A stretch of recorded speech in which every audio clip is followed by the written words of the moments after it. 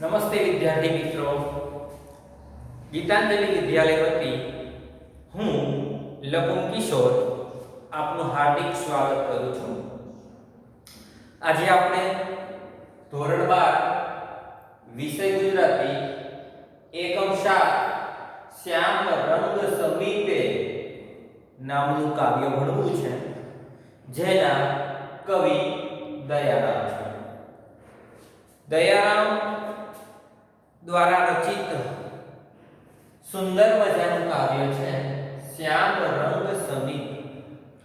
શ્યામ એટલે કાળું અને એક અર્થ શ્યામ એટલે સુંદર એવો પણ થાય છે।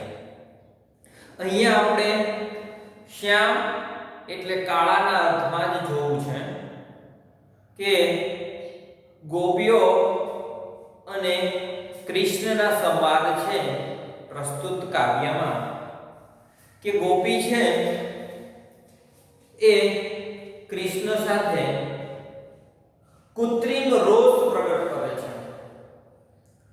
કેમ કે અહીંયા કૃષ્ણ એ ગોકુળ છોડીને ચાલ્યો જાય છે,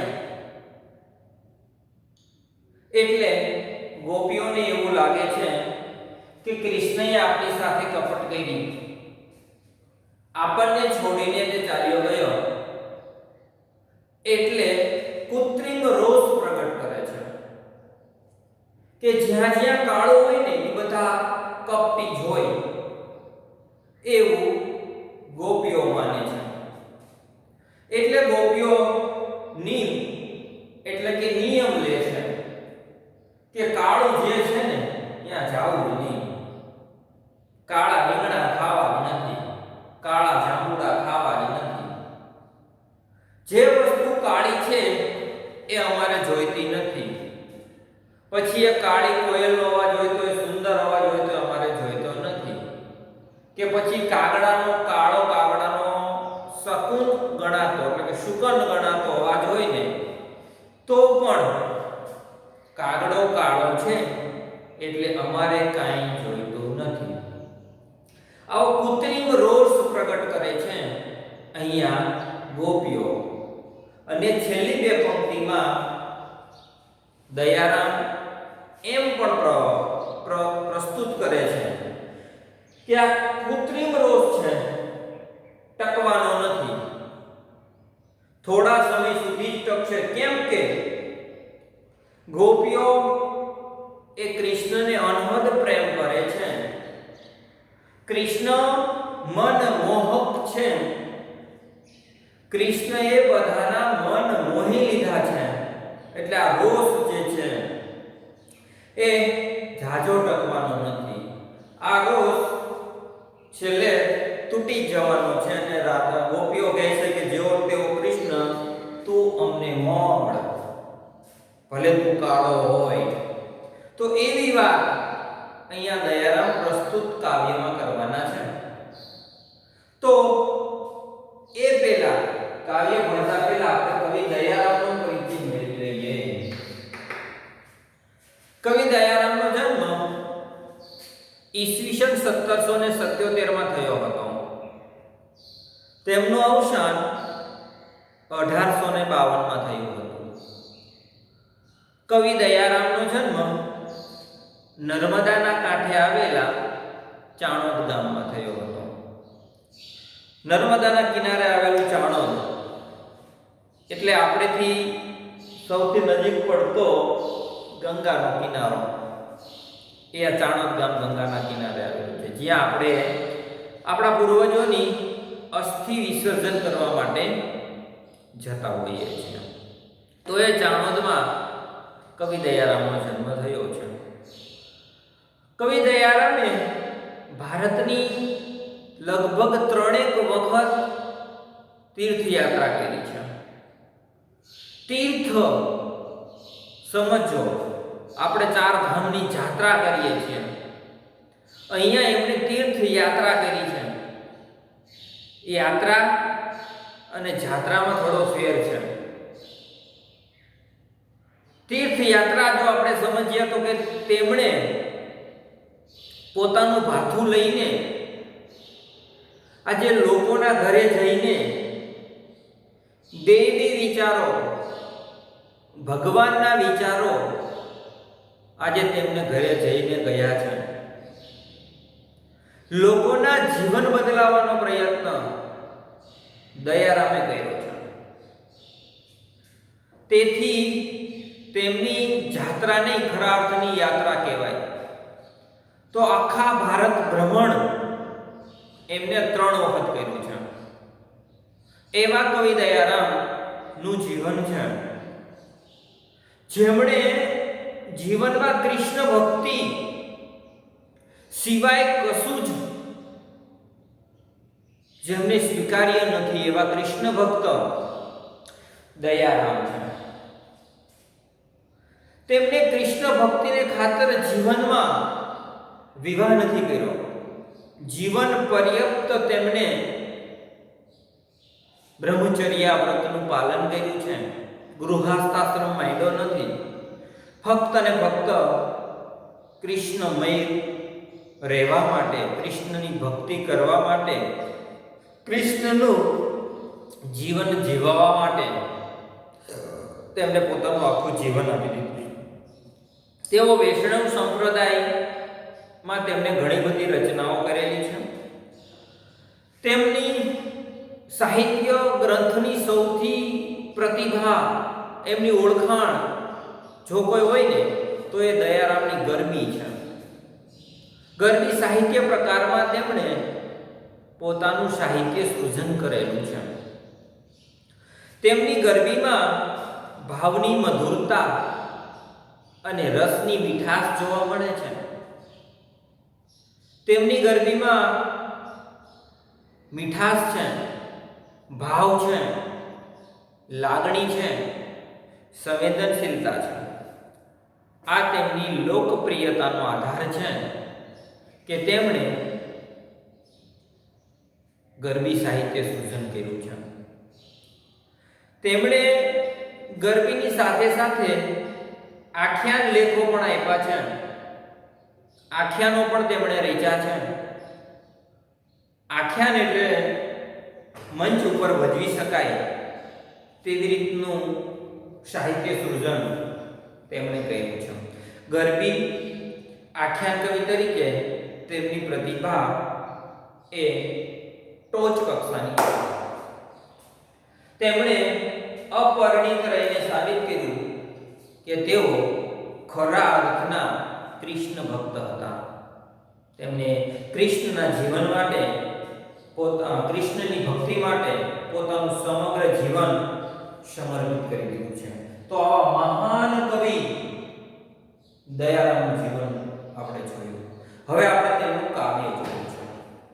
તો દયારામનું કાવ્ય બહુ સરસ છે. આગળ આપણે વાત કરી કે તેમણે અહીંયા કૃત્રિમ રોષ પ્રગટ કર્યો છે ગોપીઓએ કૃષ્ણ પ્રત્યે. કૃષ્ણ ગોકુળ છોડીને ચાલ્યો ગયો છે અને હવે ગોપીઓ કહે છે કે અમારે શ્યામ રંગની પાસે જ જવું નથી. સમીપ એટલે પાસે.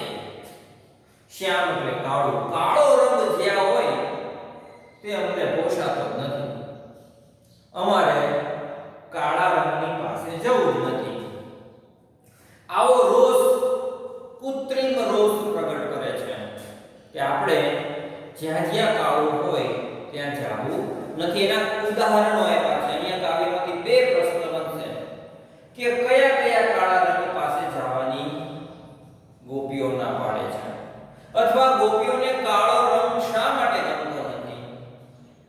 આવા 2 પ્રશ્નો મુખ્ય નિષ્પન્ન થશે એમથી. તો જોતા જઈએ. શ્યામ રંગ સમીપે ન જાવું, એટલે કાળા રંગની પાસે ન જાવું. મારે આજ થકી શ્યામ રંગ સમીપે ન જાવું. આજ થકી એટલે હવે પછી ક્યારે. હવે પછી ક્યારેય મારે કાળા રંગની પાસે જવું જ નથી.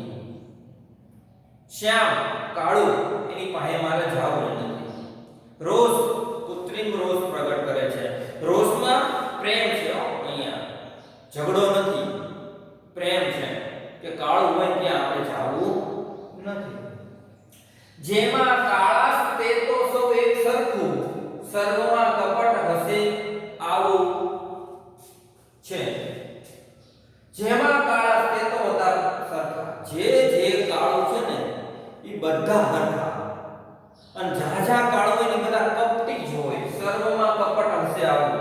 બધા જ કપટી હશે એ નક્કી છે. મારે શ્યામ રંગ સમીપે ન જાવું. પેલી બે પંક્તિમાં કીધું કે કાળું જે છે તેની પાસે મારે જવું નથી.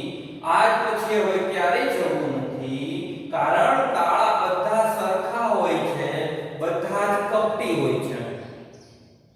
એટલે મારે કાળા રંગની પાસે જવું નથી. એવો કૃત્રિમ ભાવયુક્ત રોષ ગોપીઓ પ્રગટ કરે છે. હવે એના ઉદાહરણ આપે છે. કોણ કોણ કાળું? તો કે કસ્તુરી, કેરી, બિંદી તો કરું જ નહીં. ગોપીઓ કે જે કસ્તુરી કાળી હોય એને બિંદી એટલે ચાંદલો કરવો જ નથી મારે. કસ્તુરીનો ચાંદલો જ નથી કરવો. કૃત્રિમ રોષ. જા કાનુડા તું અમારાથી દૂર વહી ગયો છે ને, અમારે તારા કલર જેવો ચાંદલો જ નથી કરવો. એટલે કસ્તુરી, કેરી, બિંદી તો ન કરું. કસ્તુરી એટલે કાળો ચાંદલો, બિંદી એટલે ચાંદલો તો કરું જ નહીં. કાજળ ના આંખમાં અંજાવું. કાજળ પણ કાળું હોય, એ કાજળ પણ હું આંખમાં આંજીશ જ નહીં. ગોપીઓ કહે છે મારે તો હવે કાજળ પણ આંખમાં લગાડવું નથી. જા તું મારાથી દૂર વયો ગયો છે ને, અમારી સાથે રહેતો નથી ને, એટલે હવે અમારે પણ તારા કલરથી જ વેર છે. એટલે હવે અમે કાળા કલરનું કાજળ પણ અમારી આંખમાં નહીં આંચવી. ગોપીઓ કહે છે કે જા કૃષ્ણ તું અમારાથી રૂઠી ગયો છે ને, અમે તારા કલરથી રૂઠી જઈશું. અમારે પણ હવે કાળું કંઈ જોઈતું નથી. અહીંયા ગોપીઓનો ભાવ છે. ગોપીઓ અહીંયા કાળા થી એને વેર છે, પણ ભાવ છે. એને ભાવ છે કાળી વસ્તુ પ્રત્યે, ભલે એને રોષ છે. કારણ કે કૃષ્ણએ ગોકુળમાં બધાયને મંત્રમુગ્ધ કરી દીધા હતા. એમ કહેવાય કે કૃષ્ણની જ્યારે મોરલી વાગે ને ગોકુળમાં, ત્યારે ગોપીઓ પોતાના 1000 કામ પડતા મૂકીને આજે કૃષ્ણની પાછળ દોડતી આવતી, ગાડી ઘેલી થઈને આવતી, 1000 કામ પડતા મૂકીને આવતી. કૃષ્ણની મોરલીના જ્યારે સુરો રેલાઈને ત્યારે ગોપીઓ એમ કહેવાય કે રસ્તામાં આવતા કાંટા, કાંકરા એને વાગે ને તો એની પરવા નહોતી દેતી.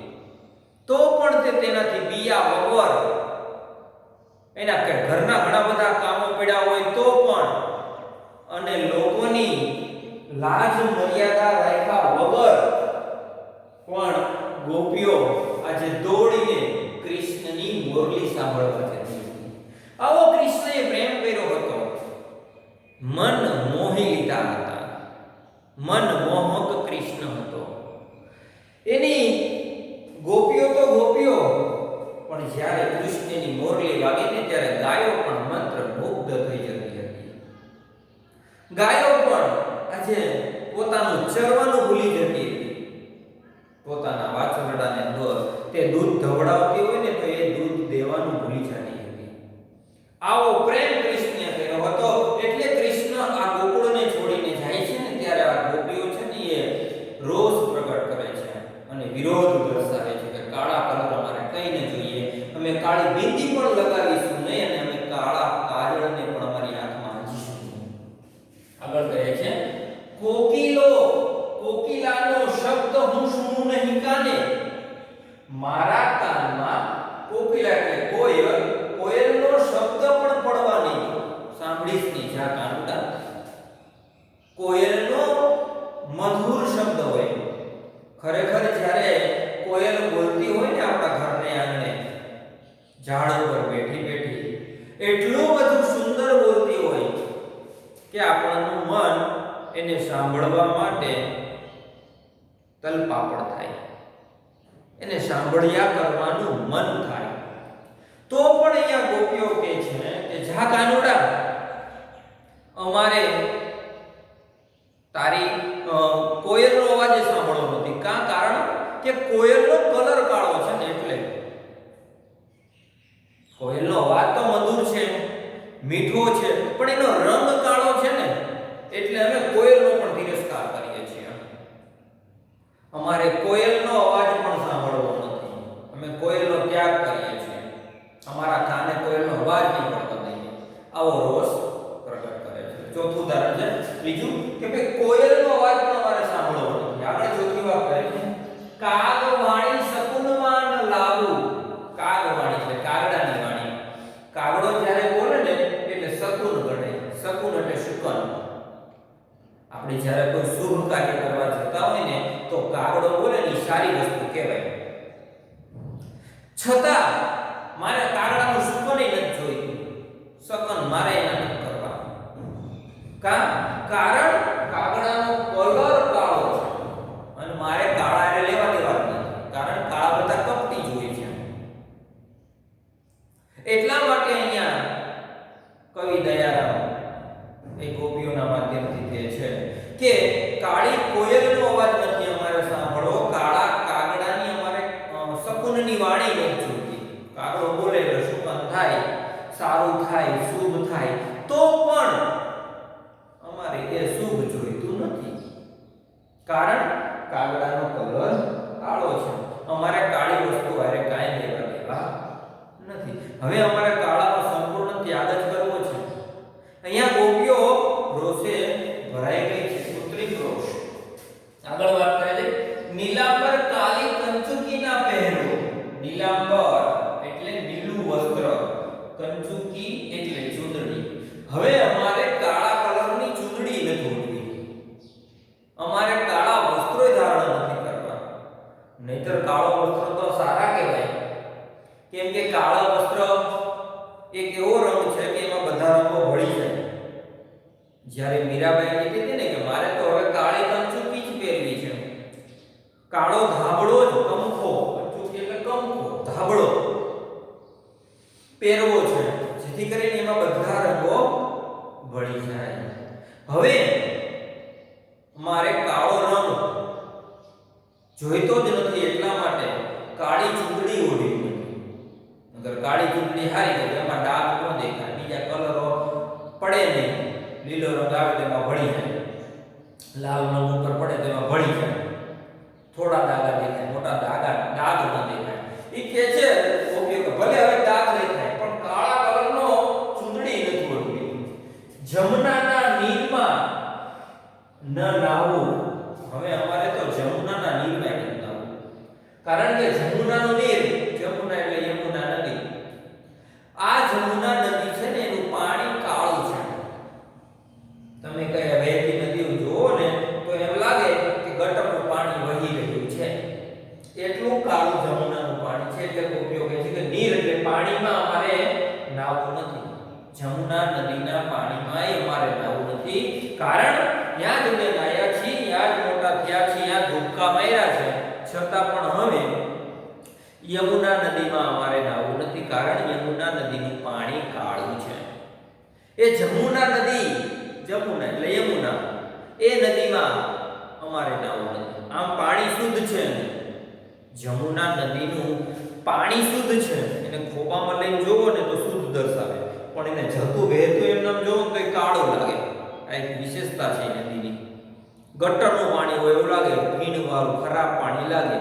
મેં જોયું છે યમુનાના કિનારે, ગોકુળના કાંઠે એક બાજુ ગોકુળ છે, એક બાજુ મથુરા છે અને વચ્ચે યમુના વહી રહી છે અને એનું પાણી જોવો તો કાળું લાગે.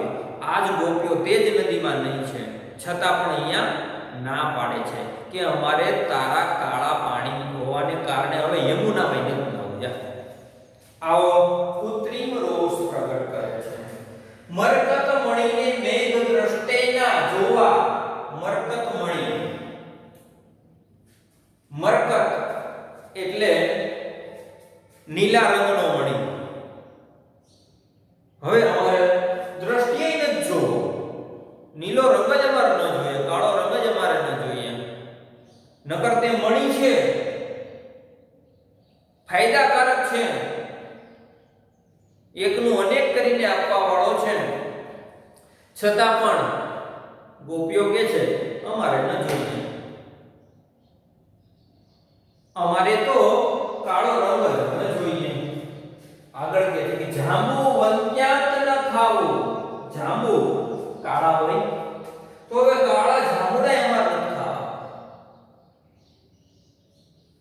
મીઠા છે, મધ જેવા છે, અમૃત જેવા છે, તોય કાળા છે ને તો ત્યાં.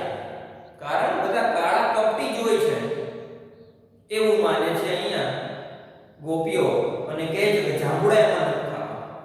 આગળ કહે છે વંત્યાંક ના ખાવું. વંત્યાંક એટલે વેંગણા, જેને આપણે ગુજરાતીમાં રીંગણા કહીએ. રીંગણા એમાં નથી ખાવા. કારણ રીંગણા કાળા હોય ને એટલે એ રીંગણા એમાં નથી જોઈતા, એનો પણ અમે ત્યાગ કરવી છે.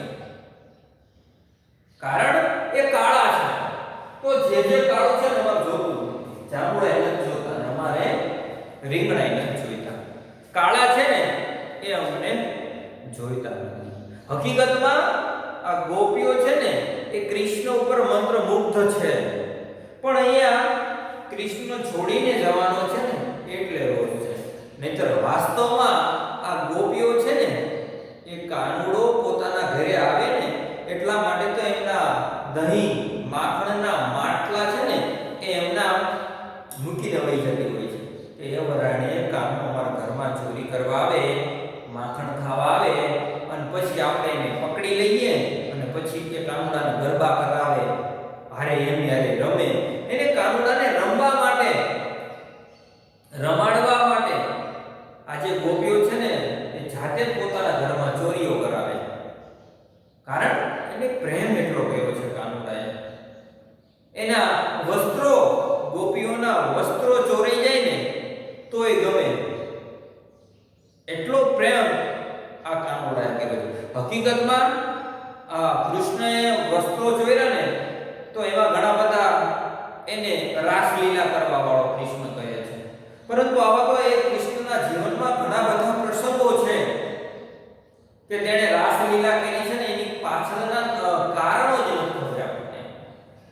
કે કૃષ્ણએ આવી રાસલીલા કરી કે ગોપીઓના વસ્ત્રો લઈ ગયો, શરમ કરીને કહેવાય, પણ હકીકતમાં સમજવા જેવો આ પ્રસંગ છે કે કૃષ્ણએ જ્યારે આ ગોપીઓના વસ્ત્રોનું હરણ કર્યું ને ત્યારે કૃષ્ણની ઉંમર કેટલી હતી એ તો જાણવી જોઈએ.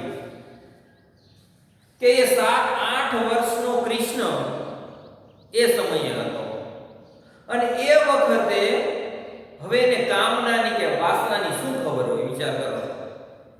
હવે આપણે જ વિચારીએ કે આપણી સ્કૂલમાં નાના કેજીમાં ભણતા છોકરાઓ હોય, પહેલા બીજા ધોરણમાં ભણતા છોકરાઓ હોય, અને એ છોકરાઓ આવી રીતના આપણે સુંદર મજાના હોય, છોકરા નાના નાના હોય, એકદમ ધોળું છોકરું હોય અને મસ્ત મજાના ટમેટા જેવું હોય તો આપણને રમાડવાનું મન થાય ને. કારણ એ નાનું બાળક છે, એને રમાડવાની આપણને ઈચ્છા થાય, અને આપણે પછી એને તેડીએ, કોઈ સ્ત્રી એને તેડે તો એ ગમે ત્યાં હાથ કદાચ એનો જાય તો એમાં સ્ત્રીને કાંઈ વાંધો હોય? કાંઈ વાંધો નથી, કારણ કે નાનું બાળક છે, એને કામના વાસનાની શું ખબર હોય? તો એ કૃષ્ણ જ્યારે આવી રીતનું વસ્ત્રાહરણ કરે છે ત્યારે એની ઉંમર ફક્ત 7-8 વર્ષની હતી. હવે 7-8 વર્ષનો છોકરો અને એટલો બધો પાછો સુંદર, વિશ્વને ચલાવવા વાળો વિશ્વંભર એ કૃષ્ણ કેટલો સુંદર હશે, કેટલો મનોહારી હશે, અને એને રમાડવાની ઈચ્છા કોને ન થાય? સર્વને થાય ને. તો એ કૃષ્ણને રમાડવાની ઈચ્છા એ ગોપીઓને થઈ જ હોય ને. એટલા માટે એ ગોપીઓ એના વસ્ત્રો ચોરાઈ જાય ને તો એમાં કઈ રાસલીલા ન કહેવાય, એમાં કઈ ખરાબ ન કહેવાય. કે વિશ્વભરને રમાડવાની ઈચ્છા તો બધાને થાય, મને થાય ને તમને થાય. તો આવો કૃષ્ણ હોય અને એના વસ્ત્રો ગોપીઓના હરી જાય તેમાં ખોટું કઈ નથી. એટલે કૃષ્ણના જીવનમાં ઘણા બધા આક્ષેપો છે કે તે તો રણ છોડ રાઈ છે, રણ છોડીને ભાગ્યા છે. પણ સમજવા જેવું છે, એક પ્રસંગ સમજવા જેવા છે કે એમને રણ શા માટે છોડ્યું? તો કે તે રણછોડ રાય કહેવાના, પણ એણે જોયું કે જરાસંઘનો વારંવાર આક્રમણ આ મથુરા ઉપર, ગોકુળ ઉપર થયા કરે છે, અને અહીંની પ્રજા એ પરેશાન થયા કરે છે, અને મારે ભાગવું જોઈએ. આમ તો ભાગે એટલે એ વિકણ્યો કહેવાય, પણ કૃષ્ણ ભડ હતો, વિકણ ન હતો. પણ મારા ભાગવાથી જો કોઈનું ભલું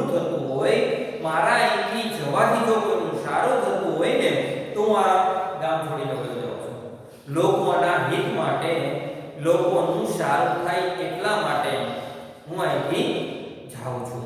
એ રણ છોડ એને નામ મળે છે એ લેવા તૈયાર છે, અપયશ મળશે એ લેવા તૈયાર છે, પણ લોકોના હિત માટે કદાચ મને અપયશ મળશે ને તો ચાલશે. આવો કૃષ્ણ રણછોડ રાય કહેવાનો. તો એ શા માટે રણ છોડ્યું એ સમજવું જોઈએ. કાળિયા નાગને એને નાખ્યો, એને માસી પૂતનાને એને મારી. એટલે કૃષ્ણના જીવનમાં આપણે એટલું શીખવાનું છે કે કૃષ્ણ આ જન્મ એને શા માટે લીધો હતો. આપણને ખબર હોવી જોઈએ કે ગીતામાં ભગવાને સ્પષ્ટ કીધું છે કે પરિત્રાણાય સાધુનામ વિનાશાય ચ દુષ્કૃતામ ધર્મ સંસ્થાપનાર્થાય સંભવામિ યુગે યુગે. એટલે કે આ ત્રણ કારણોથી ભગવાન આવે છે. પરિત્રાણાય સાધુનામ એટલે સાધુ પુરુષોનું રક્ષણ કરવા માટે, દુષ્ટોનો વિનાશ કરવા માટે અને ધર્મની સ્થાપના કરવા માટે. આ ત્રણ કારણોથી જ ભગવાન આ પૃથ્વી ઉપર અવતરિત થાય છે. એટલા માટે ભગવાન આ પૃથ્વી ઉપર આવ્યા છે, આ ત્રણ કારણોના લીધે. તો પછી અહીંયા આવીને કૃષ્ણે શું કર્યું તો કે ધર્મની સ્થાપના કરવામાં જે લડશે ને એ બધાને હું મારીશ, એ બધાનું કાટલું કાઢી નાખીશ. પછી ચાહે એ માસી પૂતના હોય, એ મામો કંસ હોય, કે પછી એ કાકા ધૃતરાષ્ટ્ર હોય, કે પછી એ પિતામાં ભીષ્મ હોય, જે પણ હોય, ધર્મની વિરુદ્ધ જે હશે ને, ધર્મની વિરુદ્ધ જે કાર્ય કરશે ને એ દુર્યોધનને ઉમેર્યા વગર નહીં. આ કામ કરવા માટે કૃષ્ણ પૃથ્વી ઉપર આવ્યા હતા. એટલે યદા યદા હિ ધર્મસ્ય ગ્લાનિર્ભવતિ ભારતમ અભ્યુત્થાનમ ધર્મસ્યમ તદાત્માનમ સૃજામ્યહમ. એટલે કે જ્યારે જ્યારે પૃથ્વી ઉપર આવી રીતે ધર્મો વધતા જાય છે ને ત્યારે ત્યારે ભગવાન આ પૃથ્વી ઉપર અવતાર પ્રગટ કરે છે, અવતાર ધારણ કરે છે. તો આવા ભગવાન જ્યારે આ પૃથ્વી ઉપર અવતરિત થયા હોય અને એ ગોપીઓને પ્રેમ આપ્યો હોય, એમની સાથે રહ્યા હોય, એમને હેત વિરસ્યો હોય, તો પછી એને છોડીને વહી જાય તો પછી ગોપીઓ રોષ તો પ્રગટ કરવાની જ. એ કૃત્રિમ રોષ પ્રગટ કરે છે. પણ હવે છેલ્લી લીટીમાં કહે છે દયાની પ્રીતમ સાથે મુખે નિયમ લીધો. દયા એને પ્રીતમ સાથે કે મોઢેથી નિયમ એટલે નિયમ લે છે. હવે કાળું રંગ જોઈશું જ નહીં, પણ છેલ્લે દયારામ કહે છે કે મન કહે છે પલકના નિભાવું. મન તો એવું કહે છે એક પલ પણ આ કાનુડા વગર રહી શકાય એમ નથી. એટલે અહીંયા અમારો રોષ તૂટી જાય છે અને કાનુડાને આજીજી કરે છે, કૃષ્ણને પ્રાર્થના કરે છે, હે કાનુડા તું અમને મળી જા, તું અમને જોઈએ. એટલે એ પલકવારમાં હવે તારી વગર એક પલક એટલે એક ક્ષણ પણ રહી શકતી એમ નથી, એટલા માટે તું અમને જોઈએ. એ દયારામ અહીંયા વાત કરે છે ગોપીઓના માધ્યમથી કે ગોપીઓને કેવો કેવો પ્રેમ કર્યો અને ગોપીઓએ કેવો કૃત્રિમ રોષ પ્રગટ કર્યો એની વાત છે. તો પ્રસ્તુત કાવ્યમાં આપણે એક પ્રશ્ન આખો બનાવીશું, એમાં નાના નાના બધા જ પ્રશ્ન આવી જાય કે ગોપીઓ કેવા રંગની પાસે જવાની ના પાડે છે તો કે શ્યામ રંગ, કાળા રંગની પાસે જવાની ના પાડે છે. ગોપીઓ ક્યાં નાવાની ના પાડે છે, કઈ નદીમાં તો કે યમુના નદીમાં નાવાની ના પાડે છે. ગોપીઓ શેનો ચાંદલો નહીં કરવાનું કહે છે તો કે ગોપીઓ છે કસ્તુરીનો ચાંદલો નહીં કરવાની વાત કરે છે. તો આવા અલગ અલગ પ્રશ્નો આમાંથી બને છે, પણ મોટો એક પ્રશ્ન બનાવીએ એટલે એમાં બધું જ આવી જાય. ભાઈ ગોપીઓ કયા કયા કાળા રંગનો વિરોધ કરે છે તો એક ગોપીઓ છે એ કહે છે આજ સુધી અમે હવે પછી ક્યારે કાળા રંગની પાસે જઈશું નહીં, કારણ કે કાળા રંગ બધા એક સરખા જ હોય છે અને કાળા રંગ બધા કપટી હોય છે. કયા કયા ઉદાહરણ આપે છે. એક કસ્તુરી રંગ કાળો છે એની પાસે અમે નહીં જઈએ, કાજળ કાળો છે એની પાસે અમે નહીં જઈએ, કોયલ કાળી છે એની પાસે અમે નહીં જઈએ, કાગડો કાળો છે એની પાસે અમે નહીં જઈએ, કાળો ધાબળો અમે નહીં પહેરીએ, જમુનાની નદીના પાણી અમે નહીં નાહીએ, મરકત મણી અમારે નથી જોઈતો, કાળા જાંબુડા અમારે નથી જોઈતા, પછી કાળા રીંગણા અમારે નથી જોઈતા. આમ આવી 10 થી 12 કાળી વસ્તુઓ અમારે જીવનમાં જોઈતી નથી. એવું વર્ણન અહીંયા દયારામ કરે છે કે શ્યામ રંગ સમીપે ન જાવું. તો સરસ મજાનું નાનું એવડું પદ અહીંયા આપણે દયારામ છે તે પૂરું કરીએ.